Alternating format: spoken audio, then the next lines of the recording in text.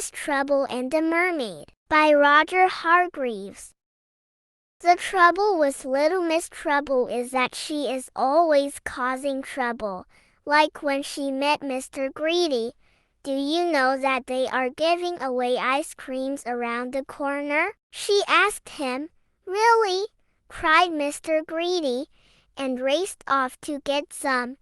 What he did not know, and Little Miss Trouble did, was that workmen had dug up the pavement around the corner. Mr. Greedy fell right down the hole. Thump! Little Miss Trouble saw this was very funny. Mr. Greedy did not. Now, the trouble with making trouble is that sometimes it can catch up with you. And that is what happened when Little Miss Trouble went to Seatown last week.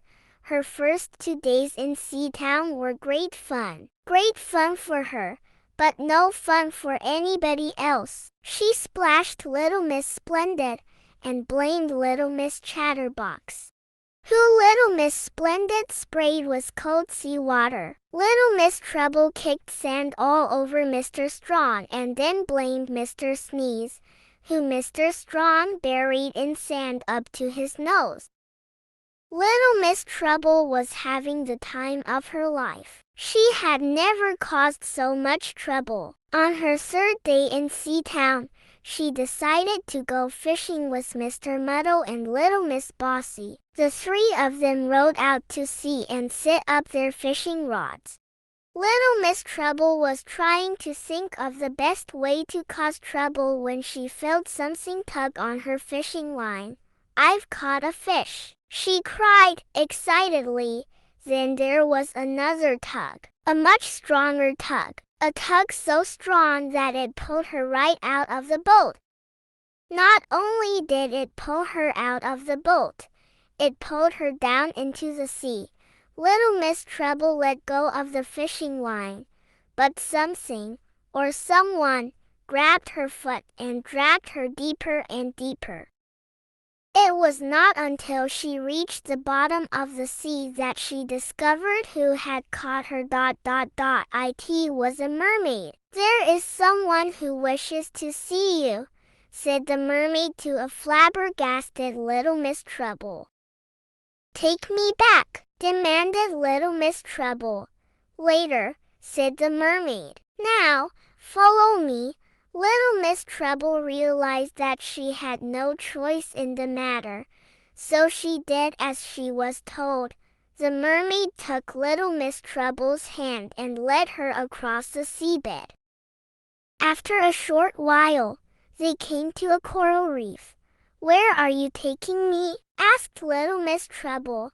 You are about to find out, replied the mermaid. In the middle of the reef was a circle of sand, and in the middle of the circle was a coral throne, and sitting on the throne was the Mermaid Queen. I have brought Little Miss Trouble as you ordered, Your Highness, said the mermaid. So you are the person who has been causing so much trouble on my beach and in my sea, said the Mermaid Queen, angrily. It is time that you learn to behave yourself. No more splashing people and kicking sand around. But it wasn't me, exclaimed Little Miss Trouble. It was Little Miss Chatterbox and Mr. To Little Miss Trouble's huge surprise. The word sneeze, which she had meant to say, came out as a bubble, and every time she tried to say it, the same thing happened, until there was a stream of bubbles coming out of her mouth. It is no good you blaming other people and getting them into trouble, said the Mermaid Queen. From now on, every time you try to make trouble, all that you will get for your trouble is bubbles. You may go back to the beach now. The mermaid led Little Miss Trouble away. They swam to the edge of the coral reef, where a dolphin was waiting. This dolphin will take you back to Seatown. Do not forget what the Queen said, warned the mermaid. Little Miss Trouble held onto the dolphin's fin and rowed her back to the beach. where the dolphin left her at the shore. The beach was crowded, and as little Miss Treble watched the dolphin's fin as it swam away, an idea struck her.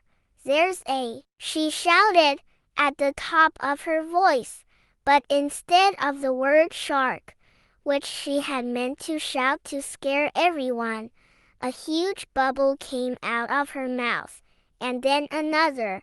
Everyone on the beach gave her a very odd look. Feeling very foolish, little Miss Treble went back to her hotel.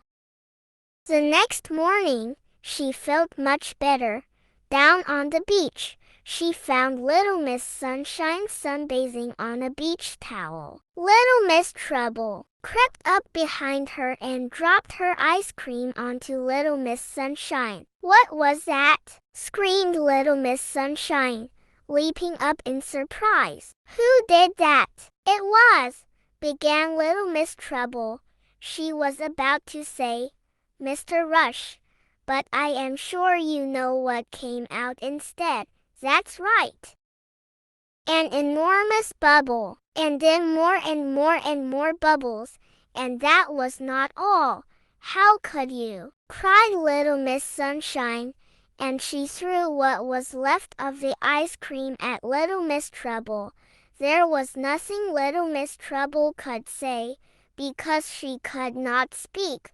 All she could do was blow bubbles. And so it went on. Every time little Miss Treble tried to cause trouble, the same thing happened. By the end of the week, little Miss Treble had given up trying to make trouble and had started building sand castles instead.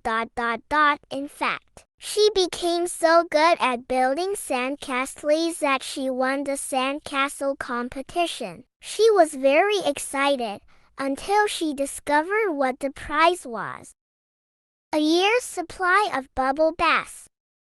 Little Miss Treble loves causing trouble wherever she goes. On a trip to Seatown, a mermaid pulls her under the ocean and takes her to meet someone who has some rather choice words for her. What will it take to stop her being such a menace? Check for more stories, title, and listen with your family. Thank you for watching. Don't forget to subscribe, like, and share our video with family and friends.